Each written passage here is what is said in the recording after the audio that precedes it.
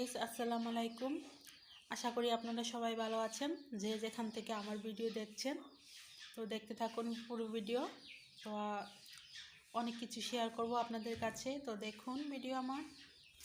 বন্ধুরা, আমার হাতে আমি দেখেন অনেকগুলা আটা নিলাম। একটা সহজ পদ্ধতিতে একটা গ্রাম অঞ্চলে চড়া বলে চড়া বানিয়ে ফেলবো। আর রুটি বানাইলে অনেক সময় লাগে, তো আমার হাতে সময় নাই। এই চড়া বানাবো দেখেন। আর এই যে ডাল ভিজাইছি। তো দেখেন গাইস, আমাদের গ্রাম অঞ্চলে কি কুয়াশা পড়তেছে আর শীত। এখন 7:07।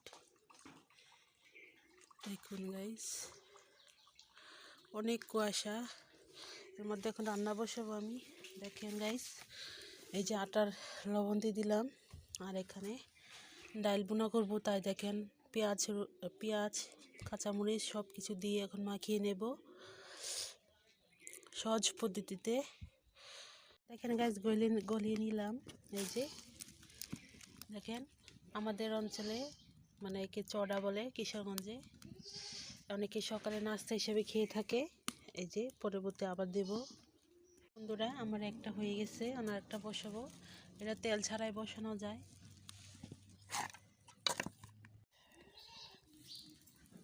দেখেন, হাতের সাহায্যে একটু গোল করে নিচ্ছি। বন্ধুরা, আমার জানা মতে কিশোরগঞ্জ এলাকায় মানে যে চরিত্র মানে পছন্দ অনেক। এটা আবার হিদল ভর্তা দিয়ে খাই সবচেয়ে। মূলত সব ধরনের তরকারি দিয়ে খাওয়া যাবে, গোস্ত দিয়ে, ভাজি দিয়ে, ভর্তা দিয়ে। এই দেখেন, স্কুল করে নিলাম।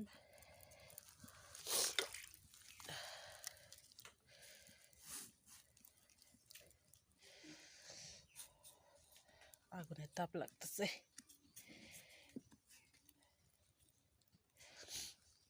আমার একে 3 চটা হয়ে গেছে। এখন দেখেন সব মশলা দিয়ে রাখানো, এখন মাখিয়ে নেব ডাল বোনা।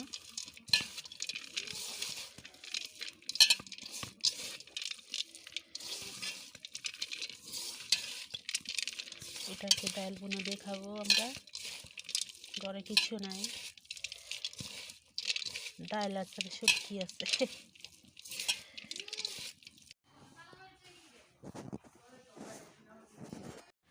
দেখেন গাইস, আমার মেয়ের কাপড় চোপড় দেওয়ার জন্য আমি নদীর পাড়ে আসলাম। দেখেন, কিচ্ছু দেখা যাচ্ছে না গাইস। আমার জানা মতে সব অঞ্চলে মনে হয় কুয়াশা এরকম পড়তেছে। কার কার অঞ্চলে এরকম বেশি কুয়াশা পড়তেছে অবশ্যই কমেন্টে জানাবেন। হয়তো ঢাকা শহরে মনে হয় বিল্ডিংয়ের কারণে এরকম কুয়াশা পড়ে না। আমাদের দেশ গ্রামে দেখেন গাইস, মানুষ মনে দেখাই যাচ্ছে না। যারা গাড়ি ঘোড়া চালায় ওরা তো সাবধান চালাতে হবে। আসলাম, এখন ধুয়ে নিব। এখন বন্ধুরা, আমার কাপড় চোপড় ধোয়া শেষ, লড়াও শেষ। দেখেন বন্ধুরা, এমন দিন আইছে ছোট বড় সকলেরই এখন জামা কাপড় শুকাইতে চাইব না, যে অবস্থা। আরও সামনে তো আরও শীত পড়বো। তো আমি এখন উপরে উঠছি।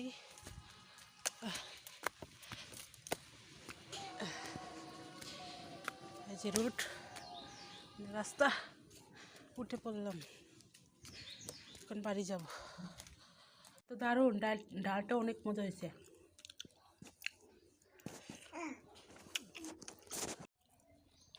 একে চড়া বলা কিশোরগঞ্জ জেলায় সহজ পদ্ধতিতে মানুষ খেয়ে থাকে। এটা বেশিরভাগ হিদল ভর্তা দিয়ে খেয়ে থাকে। আপনারা চাইলে গোস্ত দিয়ে যে কোনো তরকারি দিয়ে খেতে পারবেন। ডালটা অনেক মজা হয়েছে। আমি ডাল বোনা করলে এভাবে মাখিয়ে জাকিয়ে ডাল বোনা করে ফেলি। কিছু দুঃখের কারণ হচ্ছে আজ আমাদের ঘরে চাল নেই, তো আপনাদেরকে শেয়ার করছি। দেখাচ্ছি। দেখেন গাইস,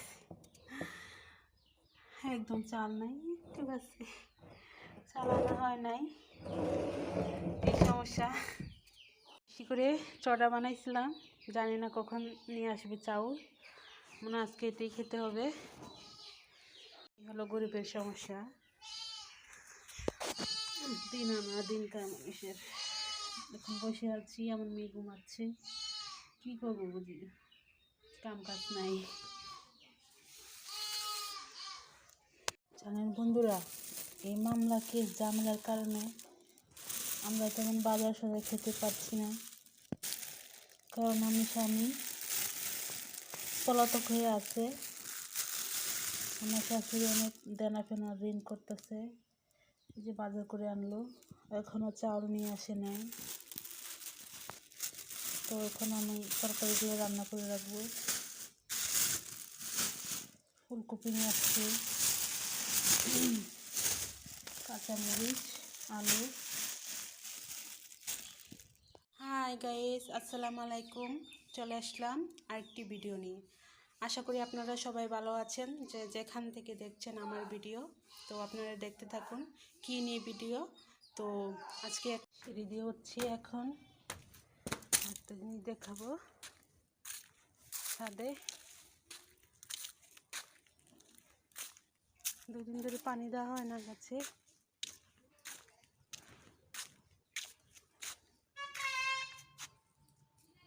দেখছেন গাছটা কত বড় হয়েছে, চারাটা। এটা জাম্বুরা গাছ। ভাবছিলাম এটাকে নিচে লাগাবো, দেখি পারি কিনা। দেখছেন না বন্ধুরা, এটা কটবেল গাছ। দেখেন অর্ধেক আদা মারা হয়ে গেছে। ভাবছি এটাকে ওই ছায়াযুক্ত মানে শ্যামা জায়গাতে আমি এটাকে একটু কষ্ট করে টেনে হেঁচড়ে নিয়ে যাব।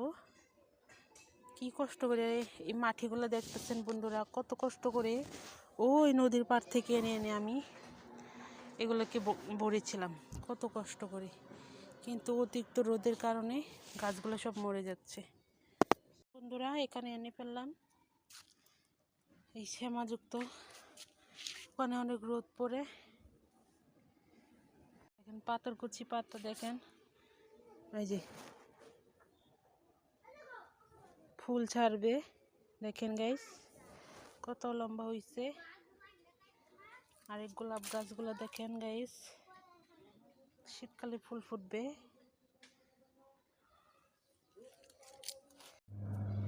দেখেন গাইস, আমি এটাকে উপড়ে ফেললাম, এখন নিচে নিয়ে যাব। এই দেখেন আমি শুধু জাস্ট কাগজে লাগিয়েছিলাম, দেখেন মাশাআল্লাহ কত বড় হয়েছে, অসাধারণ। এখন নিচে নিয়ে যাচ্ছি, এই যে নিচে নিয়ে আসলাম। দেখেন দেখেন মানে এখানে তো বাড়বে না, তাই নিচে নিয়ে আসলাম। এই যে এখানে গর্ত করব, এখানে এখন গর্ত করব। দেখেন গাইস, আমি এখানে গর্ত করে নিলাম, এখন চারা লাগানোর পালা। ও সরি, এভাবে হবে না, বসিয়ে দিই আগে।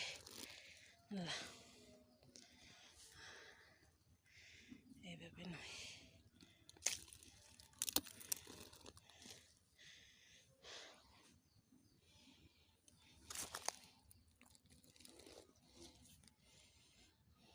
দেখেন গাইস, এই যে গাছ লাগিয়ে ফেললাম, এখন একটু পানি দিয়ে দিব। এখন একটা টিহা দিতে হবে, যেরকম বাঁশের মতো। গাছটা বেঁকা আছে, এরকম সিধা করে দিব। পানি দিয়ে দিলাম। নিচে নামার কারণ হলো এখানে কল ধারে প্রতিদিন পানি দিতে পারবো। আর নিচে লাগালে মানে একটা রস পায় ওলা আলাদা, তাই লাগিয়ে দিলাম। এটা আরেকবার লাগাইছিলাম ডালিম গাছ। দেখেন, দোয়া করবেন সবাই আমার এই গাছের জন্য। দেখেন কত বড় হয়েছে চারাটা, কিন্তু এই চারা কিনতে গেলেই ধরেন আপনি জানি না 100 টাকার নিচে না দিবে। ইনশাল্লাহ একটা কাটিং করব আমি, আপনাদেরকে আর একটা ভিডিওতে দেখাবো। দোয়া করবেন সবাই আমার জন্য। তো দেখেন আমি বাড়ির সামনে যাচ্ছি, আপনাদের দেখে দেখায়।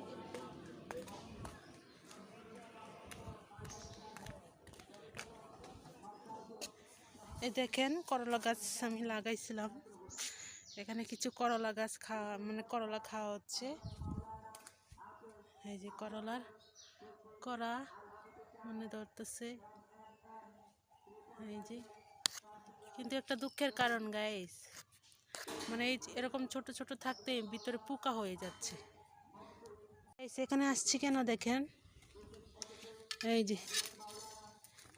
যে কচু গাছ দেখতে পাচ্ছেন, এটাই যে কলা গাছের তলে পড়লো, তাই দেখেন বাড়তেছে না, গাছটা বাড়তেছে না। দেখেন গাইস, এই কচু কে কে চিনেন, এই কালা কচু, এটা দুধ কচুও বলে। আপনারা যে জানেন অবশ্যই আমাকে কমেন্টে জানাবেন। এই কচু দিয়ে অনেক কিছু খাওয়া যায়, হিতল দিয়ে আপনি ধরেন এই যে এরকম বড় বড় হয়, এটা আপনি গরু গোস্ত দিয়ে খাওয়া যায়, বড়া বানানো খাওয়া যায়, এগুলো দিয়ে আবার গুঁড়া মাছ দিয়ে চচ্চড়ি খাওয়া যায়, অনেক কিছু শাক খাওয়া যায়। এখানে আমি লাগাইছিলাম, কিন্তু দেখেন মাটি করকরা হয়ে রয়েছে, মানে গাছগুলো বাড়তেছে না। এর জন্য ভাবতেছি, এই যে দেখেন একটা গাছ লাগাইলে এখান থেকে চারা ফুটে, এই যে একটা, কিছু গাছ আমি অন্যখানে লাগাবো, তো এখন আমি তুলবো। তো গাইস দেখুন, আমি ঘরের পিছে লাগাবো। বাবুরে নালো আইতেছেন গেরে,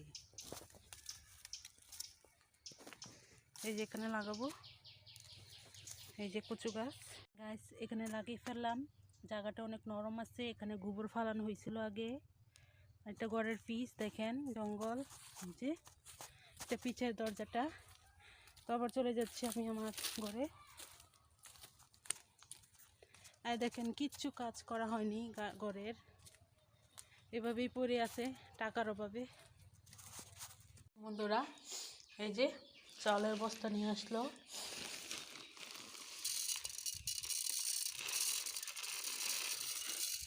চালগুলো আমি এখন ড্রামে ডালবো।